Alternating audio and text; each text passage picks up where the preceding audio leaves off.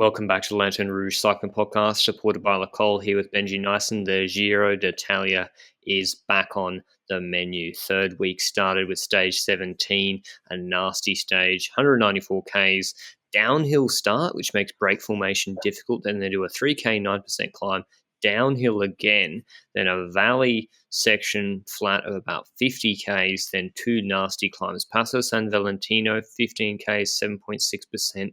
Descent, short valley, and then Sega di Ala climb 11.5 Ks, 9.6%. Some filthy gradients in there. I think the 8th K is quite steep and it levels off at the end. So not a fake news climb. It's just pretty disgusting for the first 80% of it. What do you think was going to happen, Benji? Who, going into this third week, who needed to make some moves? Was it Trek trying to move Ciccone to the podium? Was it Vlasov and Carthy go for the win? Well, if you're Caruso, what would you have said if you were Bahrain yesterday? I think that all teams that are trying to fight for the podium needed to try and fight for that podium. I'm not necessarily sure that in Bahrain's plans I would have said, I'll do this or that, because Caruso seems to be best off if you leave him running at his own pace on a climb, and not necessarily if you let him attack somewhere. And I think that's always worked for Caruso so far in this Giro. So I wouldn't really force that. I think that it's his skill, it's his what he's good at. But I think that there's a lot of people that are a bit too behind on GC that needed to go in the breakaway. It's easy to say afterwards, and I can't prove this at all. But this morning on Discord, I spoke about Dan Martin having an opportunity of winning this stage, because you've got the fact that he's now enough behind thanks to stage 16 to actually go in the breakaway. And additionally to that, he has the ability of being the best in the breakaway if he's on that final climb. We had a bit of a climb in the middle of that false flat section after a good 40, 50 kilometers in the stage, and then a proper breakaway started occurring, and that included Gianni Moscon from Ineos, so they put someone in the breakaway, which in the end might turn out to be a satellite rider. We don't know that yet. Geoffrey Bouchard, the KOM leader, trying to gain more KOM points and trying to defend that. The Bond, he seems to be going for another classification, some sprint classification or breakaway classification. I honestly, I'm not sure which one, because there's a bit too many at this Giro. And there was also Sanchez, Carboni, Groschartner, Knox Seri, so two riders from the Koenig, Ravazzi, Badilatti. We've got Hirt, Hermans, and Pasqualon, so three for the team of Wanty. Dan Martin in the breakaway, Matteo Jorgensen and Pedrero, who've been riding absolutely amazing the last week, and probably on the level that he was in 2019 during the Giro when he blew up the Monte Zoncolan.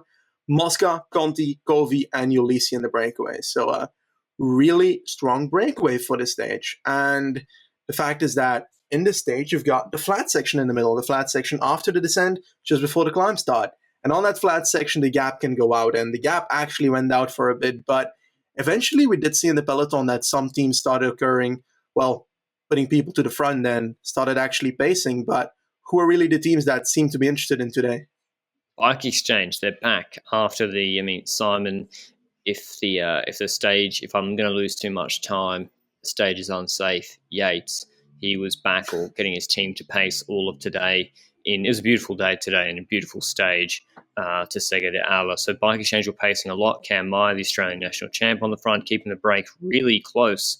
3 minutes, 2:50 a lot of the day. And Dan Martin, when they got onto Passo San Valentino, Dan Martin went clear. He just had Moscon and Pedrero with him, and he was doing the bulk of the work, Dan Martin. Crazy from him, pulling almost that entire climb. Not the entire climb, got some help, but pulling that climb, I think Hermans had some help as well. And yeah, the break was getting mown down or kept in check by Bike Exchange. Astana and EF didn't really help them. Bahrain didn't either. Ineos were just waiting there. They had Moscon. We thought as a satellite rider, because he's not beating Martin, one would think, on that Sega de Ala finish if the break makes it. And yeah, then they got onto the descent, Benji, and there was a pile-up. I didn't really see, I've watched it a few times, but I haven't seen the front-on shot. I don't think there is a front-on moto shot. Who caused the crash, or what was the cause of it? Because it didn't look that bad a corner. No, one of the riders that slipped was near the front of the group. I think that Nibali was the second rider that slipped. I'm not sure who the first rider that slipped was, I gotta be honest. And the riders that crashed in that part of the crash, because there's two moments to this crash. You've got the initial crash in the corner with the slides, and the people there, well, Nibali again crashing. So apparently he finished the stage eventually. I'll spoil that already. Obviously behind, but not looking too well with his hand that he already was injured at before this Giro. So let's hope that's not too worrisome, because he's been having way too many crashes for my dear healthy mind to actually survive. But we also had a crash just behind because people started braking, and well, Remco Evenepoel ended up hitting the railing by the side of the road and actually going over it quite a bit. And luckily, it's the kind of railing that is basically not on a ravine or anything. It's like there's a field behind it, and it isn't a deep fall. So that's the good aspect of this. He actually had a similar injury, not as harsh as Chloe Dygert, but similar kind of injury, a cut because of the rail by the side of the road, but nowhere near that bad, because a few minutes later he ended up stepping on the bike with his wound, bandaged by the medical service. And I think that's basically when it comes to the crash. I think Ciccone was in it. That was the most important one. Caruso was also mentioned, but it's not Caruso that crashed. It was probably Rafael Valls. I'm still not sure which Bahrain rider it was, but it wasn't Bilbao, it wasn't Caruso. They were still at the front. Ciccone crashed. He got back in the descent, spent some energy there, and that might cost him at the end. And eventually, he came back to the group. Pacing. Yes. Well, Quickstep started pacing after he started pacing crashed. after his bike change, right? Or was it already beforehand? I can't remember when, whether it was before or after the bike change, but Ciccone, he crashes. He's, I don't know, 5th or 6th on GC or 7th, and Almeida's 10th on GC. De Koning have dropped back, Knox and Seri, although I think they might have already been dropped they were already dropped from the breakaway. They sit up and then they get to the front of the group in this short valley section before the last climb, and they start hammering it. And that's eating into the gap to the breakaway, which has stopped working too well at this point. You've got Dan Martin, who's being relied on a lot. Moscon, who would be perfect in this valley. He's not really working. He's conserving energy because he's riding for as a satellite rider, one would think. And Martin's the strongest on the climb. So it's Pedrero and Martin kind of pulling and then stopping. The gap's now down to like a minute 30, minute 25 off the back of Bex and De Koning Quickstep. And we're thinking, is this going to be big GC day winning this stage? Once again, they get onto the climb. Dan Martin immediately kicks away from all his breakaway companions. It's steep from the base, this climb, and he's just doing the climb on his own, holding a gap of 120 exactly. And then we see a familiar sight back in the peloton. Ciccone catches back. He is tired, as Benji said. And we've got everyone there. I was surprised. We'll talk about whether Evenepoel should have been pulled afterwards, but pretty much just normal fare as usual. Ineos pacing with Castroviejo. They got Moscon up the road. They got Martinez there and Bernal. And I think they are missing, they're probably missing another guy on the train. Castro took a long pull, and I'm looking at some early numbers about the times they did on Sega de Ala. I think like not huge watts per kilo that they could have happened if Bernal went nuclear. I think for the 35 minutes, still obviously very fast, but I think that's because of Castro pulling for a long time. Nonetheless, we saw Benji. Well, Astana pulled, then Vlasov got dropped. Was that whilst they were pulling? Surely it wasn't whilst Astana were pulling. It was just after. It was just after, okay. Which makes it's weird because then you're thinking about, well, did he not communicate that he was not feeling so well, or was it suddenly that he was out of energy? Yeah, perhaps they were fake pulling, but the tempo was pretty high because Vlasov got tired because of it. So honestly, I think that it's a bit of I can't call it a mistake because I don't know whether he was suddenly feeling bad or was already feeling bad for quite a bit, but it's just surprising every time we see a team pulling so hard and then eventually their leader drops about a minute or two later. So that's a bummer there. I think that on the climb itself, it was Ineos taking over the moment that Astana was stopping. And honestly, I was like, okay, Bernal's basically going to do what he's done this entire Giro. Bernal's going to be on third wheel now. In a few kilometers, we'll see him getting in second wheel. And then in the end, he'll ride away with someone else, for example. But not even before the Ineos riders were all spent, we saw that Joao Almeida was attacking in the second group, and this all while Dan Martin had dropped everybody in the breakaway and was solo a good minute ahead, right? Yeah, and we just saw that gap, and I'm like, do I trust this gap? It's literally not moved off a minute for 10 minutes. but it was correct. Dan Martin was just holding that gap stable to the group. And yeah, we've got Carthy, Bardet, everyone gone. So we're like, this pace must be fierce. But yeah, it mustn't have been that fierce, because on other stages when Ineos have pinned it the whole way, Almeida's been hanging on for dear life, and he's attacking off that pace. I mean, he was, before this stage, looking at the standings, he was 10th on GC, exactly 10 minutes back. He's 6 minutes 20 off the podium before the stage started. And I think he'd just seen Carthy, Vlasov, and Ciccone drop Benji and Bardet, and he's thinking, I can move up from 10th to 5th today if I keep this pace going, because yeah, Moscon's pace wasn't, when they caught back to him, wasn't that hot. And then it was eventually Simon Yates trying to bridge across to Almeida, marked by Egan Bernal. We're now on the steep sections of this climb. They've immediately put 30 seconds into Dan Martin just like that, and it's 28 seconds with 2.5 Ks to go. We're thinking, if Yates keeps this up, he's going to win this stage for sure. Or Bernal, Almeida, who are clinging onto his back wheel.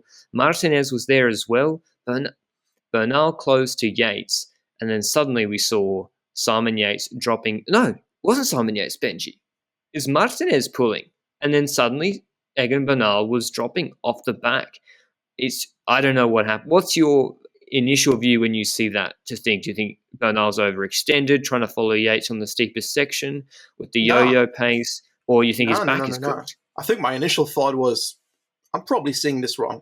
They're probably covering this wrong, the other way around.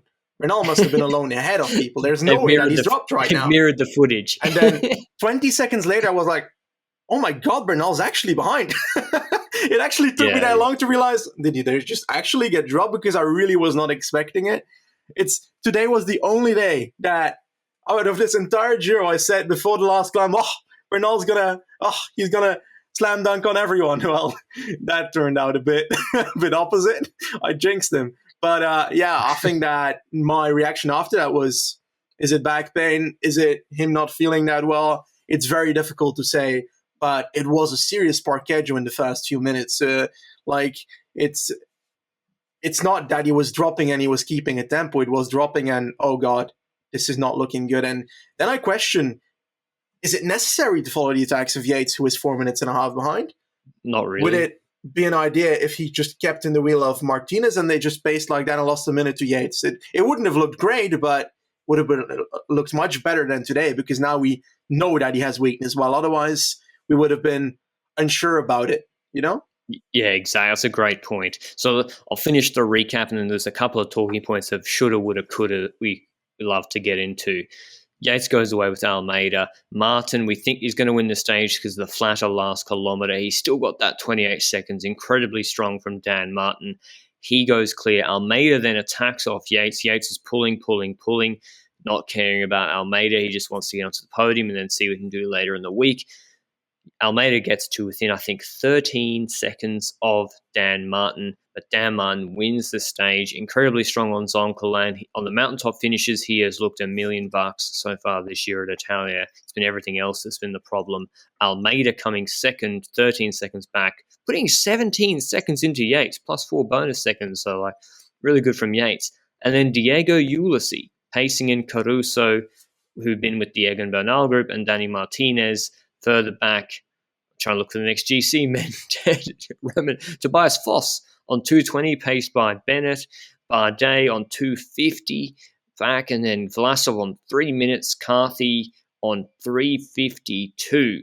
So the revised GC right now is Bernal 221 ahead of Caruso. That's barely changed. Yates moves up into third, 2 spots, 323 behind Bernal. Vlasov on fourth on 6 minutes. Fourth is on 6 minutes. Carthy into fifth on 6:09. Bardet, Martinez. Martinez is now on 7 minutes in seventh. Almeida eighth, and then Ciccone moves down 4 spots to 11 minutes. Yeah, Almeida's the one who probably gained a minute and a half almost on. Well, he didn't gain on Martinez, but he gained on the others. He's closer to the podium now. But the topic I want to, it's 2 topics, Benji. First of all, Ineos. Did Ineos sort of pace and put Bernal under pressure? Did Ineos overextend with Bernal? And do you think Martinez did a good job for him? There seemed to be, Martinez was remonstrating with Bernal. What do you think that was about? Do you think Martinez should have just gone a bit slower rather than having Bernal right at the limit, or was Bernal completely cooked? I don't know. It's hard to say because Bernal, we've seen him crack in that Tour de France, but that was the back issue. But still, we've never seen him like crack and then come back from it, Not that I know, at least. I think that we had the Tour de France, we had Prato de Tivo this year where he wasn't able to follow and then cracked from the second group as well. And then right now we've got that he's cracking from this point as well. Maybe it's just the fact that he doesn't notice that he's so far through the limit and it suddenly happens to him. It's hard to say because I think it's for everybody different and for every GC rider probably as well. And I think that it's impossible for me to say, they overextended. I think that they overextend. I think that you don't necessarily need to react like that on Yates because I think that they're trying to keep Martinez up there in GC as well. While all pace the whole time. Yeah, I think that Martinez pacing just ahead of Bernal, like the old school Ineos train, if somebody goes that's 4 minutes behind, not that big of a deal. Caruso's the person you need to follow. And if that was the strategy that they took, I don't think we would have seen him crack if he just had to follow Caruso point today. But it's kind of in hindsight because I beforehand would not have said that because I don't know what Bernal was feeling before the stage, Well, normally what they would do is they'd let Yates attack and then they'd have Martinez pace on the front and limit the gap and bring him back and say he's attacking early, he can't maintain this. That's what we normally see. And then look at Catalunya. That's how they ride with for Thomas and co. Normally, I guess Bernal's just felt so good. He's like, I can close Yates, not a problem. And I think I got a little bit of Froome Wiggins vibes with Martinez today, who I think could have gone for the stage win and was thinking about stage win perhaps, or moving himself further up on GC. That's why I think he's like, if you sign for Ineos, you don't need to think that. I know. I'm just saying. Remember when Froome was was it the Tour and he was pacing Wiggins and Wiggins was slowing him down. Maybe that was why Martinez was a little bit amped up about it. But generally, he did a good job pacing him. My second question, Benji, is Caruso. On the Rest Day podcast, you were like, I hope once in a lifetime opportunity. I hope he does everything to win, not get on the podium. Did you think he did that today when he had Bernal? Bernal looked on the ropes on this last climb. It's difficult to say. I would have said that he hasn't tried to drop him in the last section, but the thing with Caruso is that he's experienced as a climber, and the way he climbs is whenever he gets dropped or whenever somebody attacks, he does not choose to counterattack or follow that attack. What he does is he rides his own tempo and see where he gets at the end. And I think that's how he's done the entire Giro so far. I think that's what works for him. And maybe he doesn't trust the fact that if he attacked, he probably thought like, okay, if I attack now, I'm done for as well. I don't know. He could have done it, I think. A small attack at least to like test the waters. But it's not really Caruso's strategy from what I remember. I think the only attack I've seen this Giro of him was the one in that stage where Mohoric eventually unfortunately crashed out. But I don't know. He was pulling Bernal, though. That's my issue with it. Yeah, he was pulling that group, trying to limit the gap to Yates. That's the one thing you see that and you're like, don't worry, you got 2 minutes on Yates and you got the buffer in the TT. Maybe he's worried that Yates is going to do this again in the next stages and keep attacking him. So 2 minutes isn't that much. I guess what you see at the end when Diego Ulissi, of all people who came fourth on this stage, maybe he's literally from the break, but he ended up in the elite group and held on, which is the best part of it. Last 3 kilometers in the elite group. Is he friends with Caruso? They're both Italian. Maybe it was that. He was definitely pulling Caruso and they waited for Bilbao to come pull. It doesn't mean they're best friends. 100% means they're definitely friends. Well, and then you saw when Ulissi accelerated in the last 300 meters, Bernal got gapped, even though it was flattish, and even lost more time. I feel like we need to push this all aside for a second and realize that we've got the entire big comeback of a lifetime happening right now. Joao Almeida with the attack, dropping people everywhere. And the only thing that, I saw happening as well was that Yates was dropping Almeida, and Almeida actually caught up again, and Almeida dropped Yates again. And Almeida was gaining time when it was coming closer to Dan Martin. But, in the end, it was indeed Dan Martin that was taking the stage here home on Sega Diala, but João Almeida taking time on everybody. He needs roughly about 8 minutes now to get Just the 8. Malha Rosa at the end of this Giro. It's coming home, I feel it. Well, Portugal to Portugal, not home to Belgium, unfortunately. If he just does 2.5 minutes every stage and then 1 minute, 1.5 in the TT, it's simple maths. He's won it. But yeah, crazy from Almeida. He's clearly just, I don't know what to say. Just incredible performance from him. It must be bittersweet for him how this third week is already going. I guess we've already spoken about it at length on the Rest Day podcast about both he and Quickstep are somewhat to blame. Him losing that time, no one forced him to do that, and then dropping back for Remco, etc. Which, speaking of Remco, Benji, that's one of my last questions for today. Should De Koenig pull Remco out of the Giro? My view is yes, purely because his descending is such a problem right now. We've got these big mountain passes, and he should just... I don't really see any benefit to him being in the Giro right now unless he's going to go in the breaks. By the time it gets to crunch time, I mean, maybe they can plan something for him to set up Almeida, but I think he's going to be pretty shook after today's crash. I think it'd probably be better for him to... I don't know, do you think it's better for him to get back on the horse again? I don't really see it.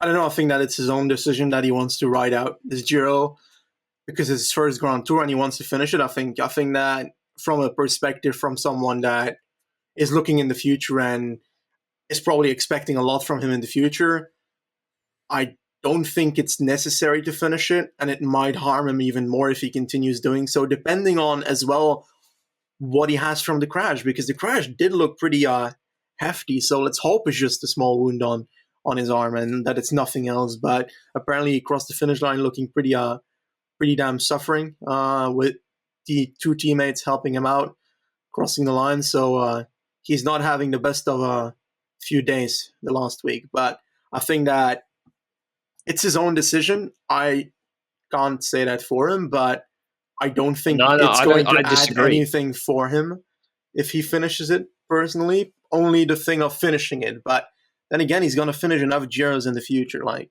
I think that I also want to add something small about the downhill, the descending. I read somewhere that they were planning to do something with a MotoGP pilot or something in January or in the last winter or probably around January then. But the extension of the injury actually bottled that. So I don't know. He really needs that though, like ASAP, like bike handling lessons and descending. It's not an easy thing to learn. And it's definitely not easy if you've got crashes under your belt in a descent, because that's going to make you so fearful. I gotta be honest, I fell in a bloody corner 2 years ago, and it took me a month to get over cornering again after I came back from a broken elbow. So and I didn't have a MotoGP pilot doing it, so it was pretty rough. So it's that trauma of crashing that is probably the worst part of it. But I do want to kick in a tiny bit about the Almeida-Remco situation, because a lot of people are talking about... Okay, go. Quick, I disagree that you say it's just his decision, which it is as well, but it's also Quickstep's. It's also Quickstep's call. They have 5-year big investment. Do you really... I mean, if you're seeing this guy crashing over and over again and dropped on every descent, if I'm Lefebvre, I'm thinking, what's the point in this? We need to go away, get him with the guy you mentioned, Col Recap or something. I mean, I've got my T12 to L2 fixed when I got a burst fracture in my spine when I was descending, and then you do have to get back. But I don't think racing. Couldn't imagine going straight back into racing. Took ages to practice, get that confidence back as well. What about Almeida and the Evenepoel dynamics, Benji? Is Portuguese Twitter on fire right now? Yeah, it is, of course, and I think that there's actually a few points where I agree on, because last time we mentioned that, he lost time, Almeida, on the first climbing stage. He lost time on that Sestola stage, 4 minutes. What I don't get about that day, though, is it's obviously all in hindsight, but I don't think that it's all in hindsight, because I think that Portuguese people are probably saying it the same day as well. And that's the fact that he was dropped as a GC leader for a team, and that must mean they've got zero confidence in him if they keep pacing in the group ahead for Remco and they don't send at least one rider to him in the first X amount of kilometers to help him out, like City and so forth. I don't know who was still in the group, but I think Knox was still up there and so forth, doing stuff for Remco. And at that point, I'm like, perhaps it would have been a logical decision, actually, to at least have some confidence in your leader. They switched so swiftly to Remco. And, like, the more I think about it, the more I'm like, it's such a weird decision. But I wouldn't be talking about it if Portuguese people didn't show me that. Because, so thank you to the Portuguese for actually giving a valid argument here. Yeah, I think their point is that if Evenepoel drops, Quickstep probably don't keep pacing to extend that gap that early in the Giro. At least I don't think they would have. They would have probably let off the gas. Although they paced today when he crashed, but he's like 30 minutes back. He looks pretty banged up over the finish line. Was pushed over his teammates.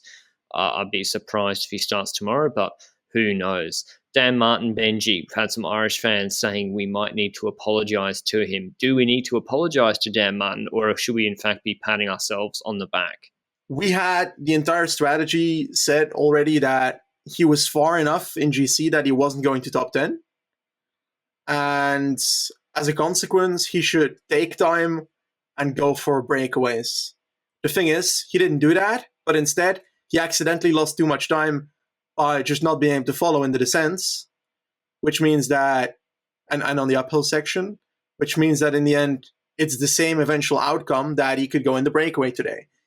And that's what gives him the opportunity. So we had the right idea, but it wasn't our strategy that got him there. He just wasn't good enough as a GC leader to get to that point. But he's obviously destroyed every person in his breakaway today. So very nice victory for him. And I'm pretty happy about it, actually. Me too. And that's the thing. We knew Dan Martin could do this. Dan Martin climbed. He only lost like a minute 20 to the GC group, maybe less today. That is an unbelievable climbing performance when you've been in the break doing all the climbs pretty much on your own all day. Unbelievable level from Dan Martin. And we knew he could do this. That's why we were always on like, because the decision's so polarized. If you're someone who's like a bit, they might not even win from the break anyway. It's like, oh, well, maybe just try your luck at GC, see how you go if you're a good time trialist. But we're like, no. Zoncolan, if he's in the break, he's going to win. Any of these mountaintop finishes, Dan Martin, if he's in the break, will win, given especially the level of Bennett and Mollema who've been in the breakaways. But it's good to see him getting that W. And yeah, incredible performance from him. Love to see him at the Vuelta later this year, where I know there's some more TT, but I think top 5 he could definitely shoot for again. Tomorrow's stage in the Giro is not a mount stage. Shouldn't be too much GC action from Rovereto to Stradella. It's a big transition stage, 231 Ks of pretty much flat for the first 200 Ks. Then they do 4 climbs, 3 Ks, 4%, 5 Ks, 4%, 1,500, 7.5, 2.5, 5.7. I like Sagan. I think from a break, I'd love to see Sagan in the breakaway tomorrow, Benji, kind of like his stage win last year. I'd also like to see Pello Bilbao. I don't know the weather conditions either. I think Pello Bilbao is actually not bad in a break there. But yeah, who do you like for tomorrow? And is it going to be break once again? I think it's going to be break on this one. And I'm looking at Honoré and perhaps Ulisi again. But Honoré is the pick that I think you mentioned yesterday, so credits to you actually, because otherwise I would not have followed him for this stage too much.